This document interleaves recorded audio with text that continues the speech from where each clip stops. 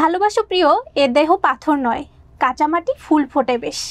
খুব সুন্দর একটি কথা, এবং এই খুব সুন্দর কথাগুলোই আমাদের এই বইয়ের মাঝে আছে। আমার হাতে আছে যে তুমি দীর্ঘতম দুপুরে বইটি। আপনারা দেখতে পাচ্ছেন পেজ কোয়ালিটি অনেক সুন্দর।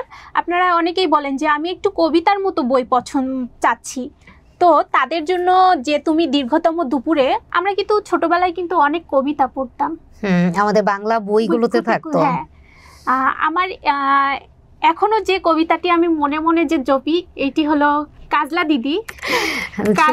মানে হ্যাঁ, ছোটবেলার কবিতা বললেই আসলে কাজলা দিদি কবিতাটি এখনো মনে পড়ে। কবিতা কিন্তু পড়তে আমরা সবাই কম বেশি পছন্দ করি। চাবিটা যে মূলত তুমি, এমন একটি কবিতা আছে।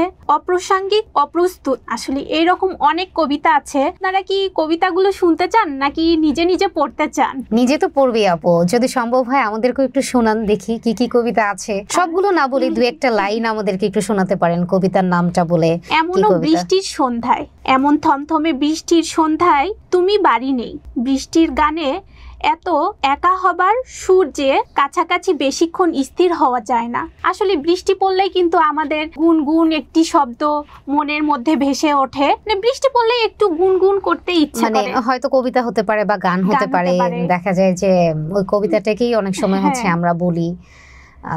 জটিল হয়ে আসে সবকিছু কাছের হাতে যে বইটা, সেই বইটাই চোখে রেখে দেখি আমার কপাল জুড়ে ভয়াবহ জ্বর।